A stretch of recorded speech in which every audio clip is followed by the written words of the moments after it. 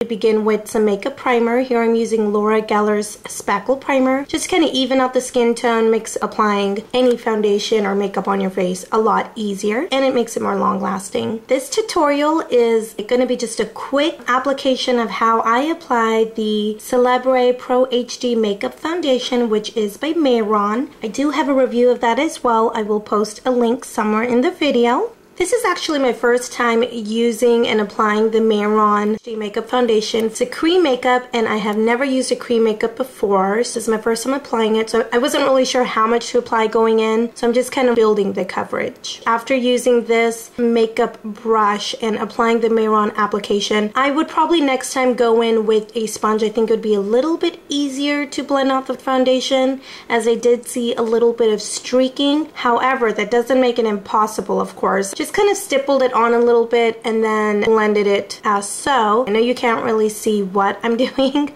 At this point in the video, it looks like I'm just kind of throwing that back and forth, but kind of building the coverage on as to where I need it and then taking it all the way down to my neck as well. I went over with this kind of kabuki type of brush here just to kind of even it out and make it look a little bit more natural and not so overdone, of course, to make it have that kind of airbrush type of quality look to it. And that really took care of the streaks as well. You do not need concealer unless you have something that really needs to be covered. I just have these blemishes, and even my under eye circles I don't think are too bad. And at this point, I don't even think I needed the concealer. I had a few very visible blemishes on my cheeks. I mean, you can go back to some of my prior videos and see the blemishes. So I think it did a very good job at covering those blemishes up. I think I could have definitely built up that coverage a little bit more with that Mehron, and I think I would have not even needed the concealer. But I went in anyway with my favorite concealer, which is the Glamour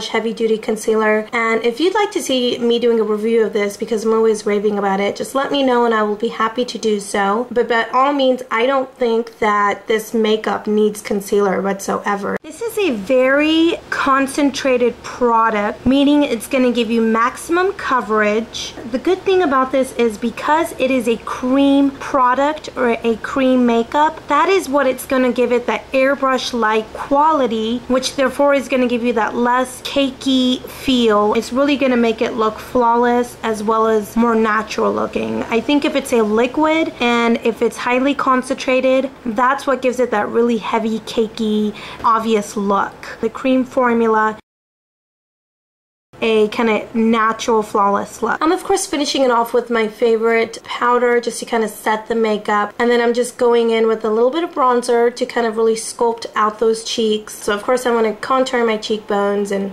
all that, and added some blush and highlight.